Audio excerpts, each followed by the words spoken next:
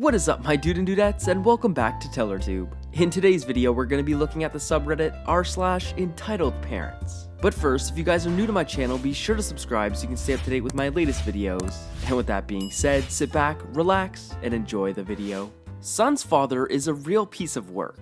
Okay, so I haven't posted much on here, but I thought some people might enjoy hearing about my son's entitled father. Here's the cast. Me, 35-year-old female, son, 11 male, entitled ex, 50 male. So in April 2015, my ex informed me that he couldn't pay child support anymore for a while. I had a good job and didn't really need it, so knowing he'd eventually have to pay it off, I told him fine. It was no problem. A week later, I ended up in the hospital and ended up getting my leg amputated. I was in there until June and my sick days were running out, even though the kind people at my work had donated some of their sick days to me. A spaghetti dinner fundraiser was held while I was still in the hospital, and my mom took care of my son and my finances. By August, I was struggling. I couldn't work. My ex took son, his half-brother and mom, his current wife, and his mom and grandma, all to Disney World in Florida from Michigan in what I'm pretty sure is an expensive trip. In September, he wanted to take them all, except his mom and grandma this time, camping to a KOA campground, which isn't cheap either. At this point, we were barely surviving, going to food banks, while both he and his wife were driving trucks cross-country, making a decent wage. But he couldn't pay child support, and I still had a year before I'd hear from Social Security disability. Even son could see our struggle and knew his dad wasn't paying, so right before the camping trip, he called his dad. Let me mention that this call was all my son's idea. I had no idea he was doing it. Son, hey dad, why don't you take us somewhere cheaper to camp and you can pay some child support to help us? Entitled dad, I've already paid for this site. Don't you want to go camping with your brother? For context, while dad lived 40 minutes away, my son's brother lived 2 hours away. But we really need help here, and obviously you have the money. Well, if you don't want to come then, we'll just have fun with your brother without you. He was getting angry at this point. Son, getting upset, that's not what I said. Entitled dad, still angry, we'll just go without you. Son, starting to cry and getting angry himself, but that's not, yep, we'll have fun in the water park nearby and you won't be there. Son, really angry now that entitled dad wouldn't listen, that's not what I said, booger. Entitled dad hung up on him and refused to talk to him, even on his birthday. After 2 months, he tried to call and son talked to him for a moment but refused to visit in retaliation. They were fine for a while, but entitled dad is currently doing the ignoring thing again, even though son is 16 now and he quite possibly could lose him. Oh my.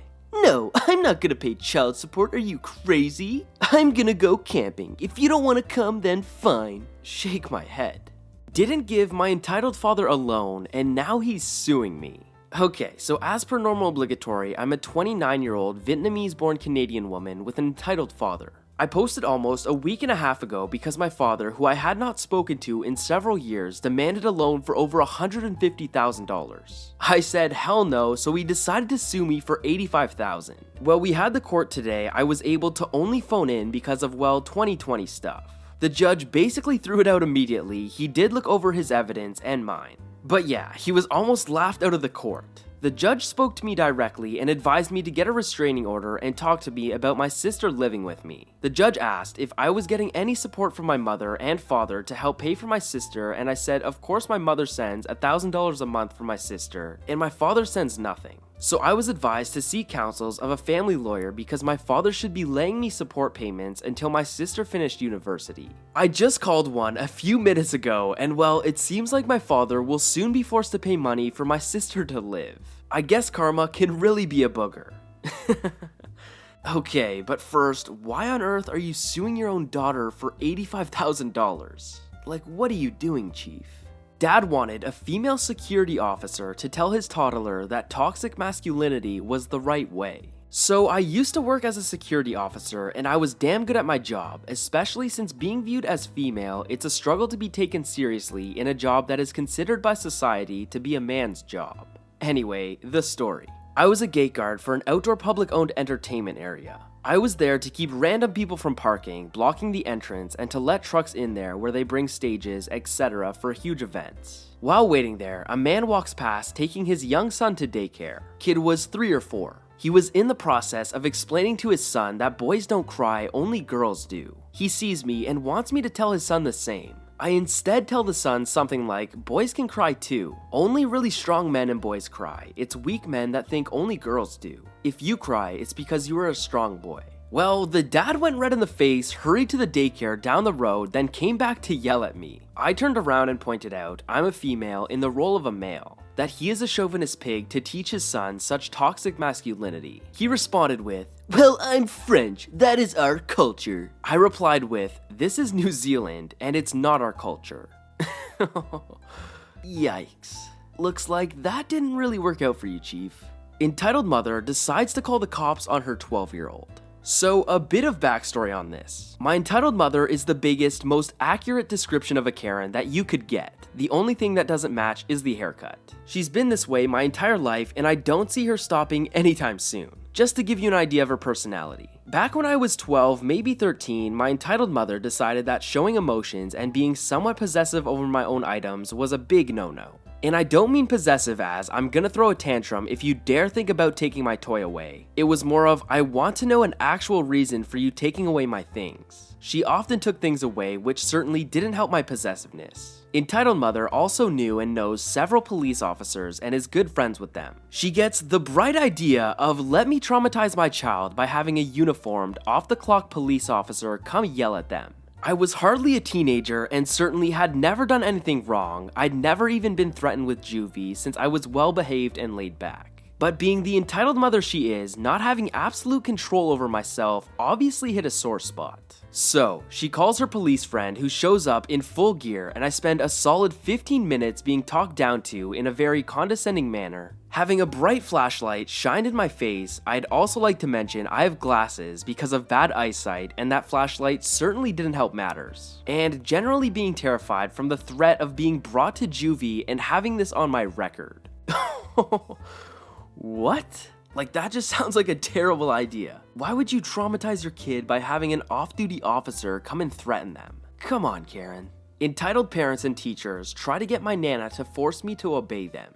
I can't believe I forgot to post this story. So I'm mixed, exactly half white and half black, nothing else. I was raised, however, by my white grandmother, my Nana. My Nana has always had a lot of love and respect for other races, so she raised me and my siblings to always be proud of our black heritage. When we learned about slavery, she would tell to always be proud of what our ancestors accomplished. However, the school my Nana taught at and that I attended were deeply racist. Oh, they swore they weren't, but I was the only mixed kid and I was the sole target for their bullying, so whatever. The adults and teachers would regularly treat me less than and encourage their kids, my classmates, to do the same. If my Nana told them to knock it off, they would respond that they were only kidding. Just a joke, nothing important, while I cried because I had no friends. Now, they taught their kids that I was nothing more than a thing for their whims and they expected full obedience from me, no matter what I wanted. In middle school, we had a field day where the grades were split into two groups. You could trade team members only if the team captains and the people being traded agreed. They wanted to trade me for another guy. I was fed up with being bullied and said no. They flipped out. I wasn't supposed to disobey. They started badgering. Say yes, say yes. Come on, it's not fair. You have to say yes. They kept this up for days until I finally snapped and said, "Why do you think a half-black person would be upset about being traded like a piece of property?" They were silent, and out came the apologies. They ran to a teacher, the same one who found me sexy, and told him. He said that if I said no, there was nothing he could do, then looked at me and told me to agree to be traded to make them happy. I still refused. The teacher then went to the principal to complain. I would like to remind everyone that this is a middle school game day and these are all in fact adults. The principal apparently didn't learn his lesson when my Nana called him a pedophile for calling me sexy, so he went to her to complain. Principal explains the situation.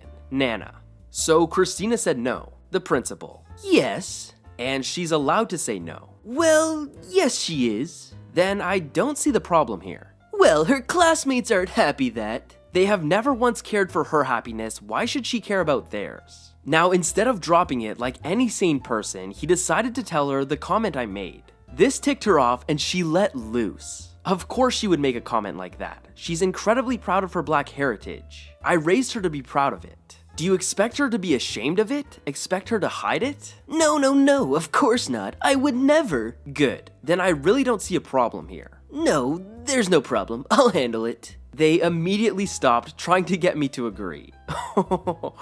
Wow. I mean, shout out to your Nana though. What a boss. Anyways, I hope you guys enjoyed today's video. If you did, smash that like button as it would really help me out. Subscribe to the channel so you can stay up to date with my latest videos, and I will see you guys in the next video. Peace.